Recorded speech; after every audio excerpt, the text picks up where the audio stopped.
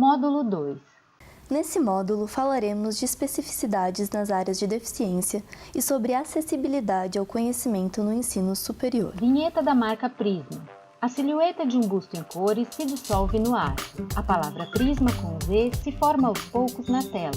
Agora, uma garota desenha no quadro branco o conteúdo falado. O vídeo está sob efeito acelerado. Que atravessam cada deficiência, partimos do pressuposto da singularidade e pensamos: o que é barreira no ambiente para cada pessoa? Barreiras podem ser tanto a presença como a ausência de algo. Não devemos buscar algo na pessoa em si que seja um impedimento, mas sim na sua relação com o ambiente. Durante nossa explicação, isolamos algumas categorias. Mas fiquem atentos. Na realidade, essas categorias se chocam e se atravessam o tempo todo. Não separam-se umas das outras. Primeiramente, traçamos um panorama dos tipos de barreiras. Barreiras arquitetônicas são aquelas que se referem ao ambiente físico, como a ausência de elevadores ou rampas muito íngremes. Já as barreiras comunicacionais são aquelas que impossibilitam o diálogo. Por exemplo, sem uma tradução, um falante de Libras e não de português não tem como entender algumas aulas. As barreiras informacionais são aquelas que impedem o acesso à informação. Isso acontece, por exemplo, quando uma professora, na presença de uma aluna cega, faz referência a uma imagem sem descrevê-la. Temos também as barreiras instrumentais, que se referem aos recursos materiais e às ferramentas de ensino. A remoção dessas barreiras envolve tecnologia assistiva, que você poderá ver no módulo 4. As barreiras metodológicas referem-se aos métodos e estratégias utilizados pelo professor em sala de aula. Um professor que insiste em manter um só formato de aula é um exemplo dessa barreira. Temos, por fim, as barreiras atitudinais, que em grande parte das vezes são as raízes de todas as demais barreiras. Essas barreiras dizem respeito à interação entre pessoas com e sem deficiência. Sobre esse assunto dedicamos todo o módulo 3. Ok, vamos lá. Deficiência visual. Antes de tudo, devemos fazer uma distinção entre cegueira e baixa visão. É considerado cegueira quando a pessoa vê de 5% para menos. É considerada baixa visão quando se vê entre 5% e 30%. Essas medições são sempre consideradas com óculos e no melhor olho. Então a ideia de que toda pessoa com deficiência visual não enxerga nada é um mito. Pode existir ainda resíduo visual, que pode ser considerado para abrir possibilidades para estratégias de ensino e aprendizagem. Cada lesão gera um efeito distinto. Vamos mostrar agora alguns exemplos de condições possíveis de deficiência visual. Na catarata, tem-se uma perda de visão em todo o campo. No glaucoma, o resíduo visual fica no centro. Já na degeneração macular, o resíduo visual fica na periferia. Vamos ver agora quais as principais barreiras relacionadas à deficiência visual. As primeiras que vamos destacar aqui são as de natureza arquitetônica. Sem o piso podotátil, um cão-guia ou um conhecimento prévio do ambiente, um cego vai enfrentar muitos problemas. Cegos se utilizam muito de mapas mentais e da memória para se locomover, portanto, algo que pode parecer pequeno, como mudar uma mesa de lugar, pode acarretar muitos problemas para ele. Outras barreiras são informacionais. Esta acontece quando o professor passa o vídeo na sala sem audiodescrição. É preciso sentir que essa forma de diálogo é uma barreira para um aluno cego ou com baixa visão. Até mesmo a disponibilização de textos, se não for feito de forma virtual, complica. Muitas vezes não adianta só colocar no Xerox. Outro ponto que precisamos estar atentos é que dentro de uma sala de aula, enquanto a cegueira tende a ser uma deficiência bem perceptível, a baixa visão pode passar batida. As pessoas com baixa visão têm os mesmos direitos que qualquer outra pessoa com deficiência. Surdez. Se a deficiência visual pode passar despercebida, a auditiva segue a mesma lógica. É o que chamamos de deficiências invisíveis. Essas pessoas com deficiência sofrem de início com a dificuldade de serem identificadas assim, porque não apresentam características físicas que se destacam. Tanto quanto na deficiência visual, as pessoas com deficiência auditiva podem ter uma variação no grau de funcionalidade. Diferentes pessoas atinam diferentes sons ou frequências, podendo ouvir certos ruídos e outros não. Assim, um aluno que passa por desatento pode, na verdade, possuir uma deficiência auditiva. Existem dois grupos importantes entre as pessoas com deficiência auditiva que é preciso conhecer: os surdos, com S maiúsculo, que falam língua de sinais, e os surdos oralizados, que se utilizam de implante coclear para adquirir parte da audição, permitindo também a fala vocalizada. Ambos os grupos sofrem com barreiras comunicacionais, de formas diferentes. Os surdos oralizados se utilizam muito da leitura labial para se comunicar, mesmo alguns possuindo uma maior funcionalidade da audição pelo implante coclear.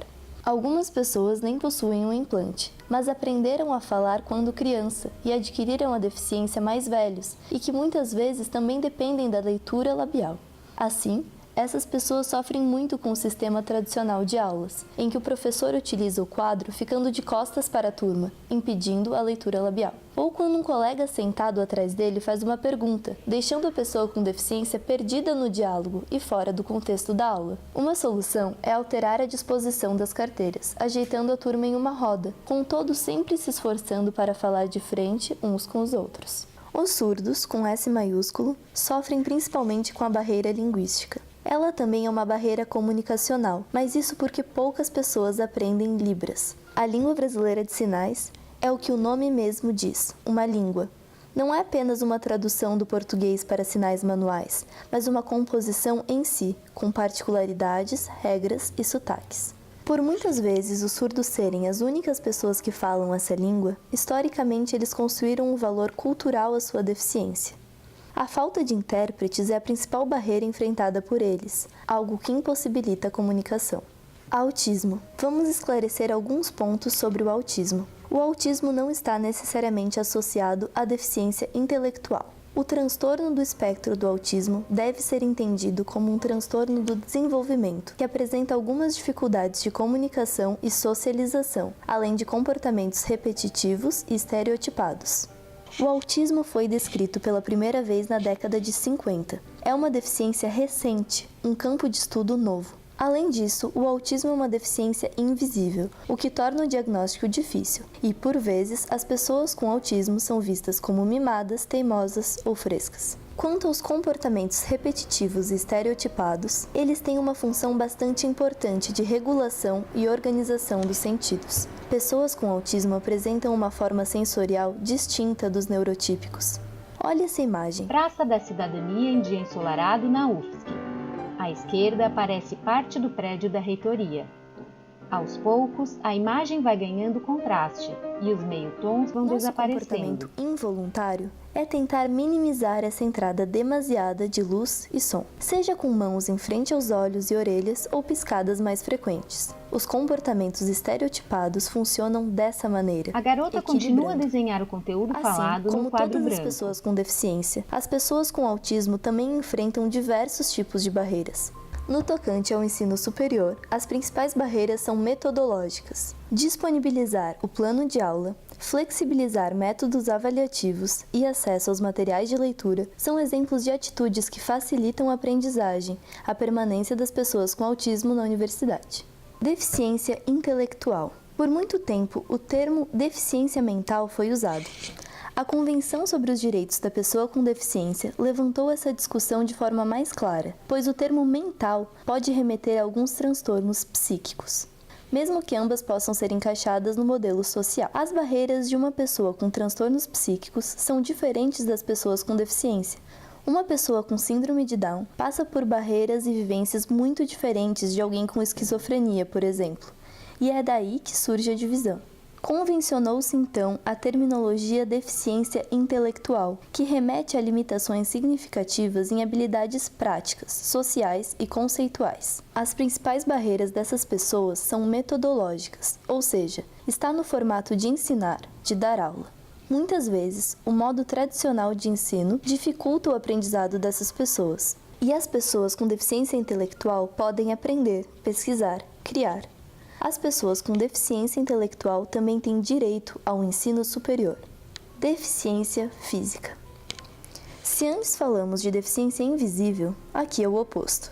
A deficiência física possui elementos muito perceptíveis já no primeiro contato, fazendo essas pessoas serem a referência mais comum quando se fala de deficiência.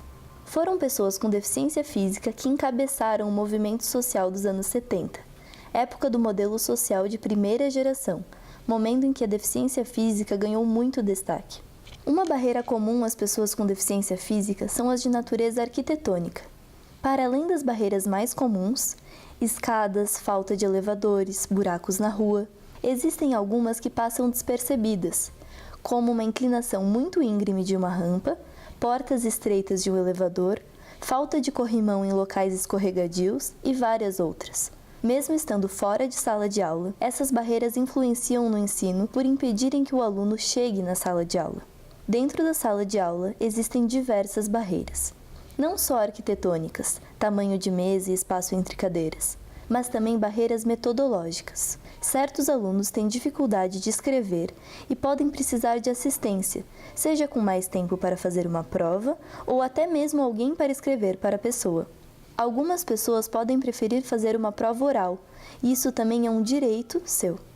Além dessas, há também barreiras informacionais, já que algumas pessoas com deficiência física demandam acessar o conteúdo de uma aula em PDF. Como na deficiência visual, não basta colocar no Xerox.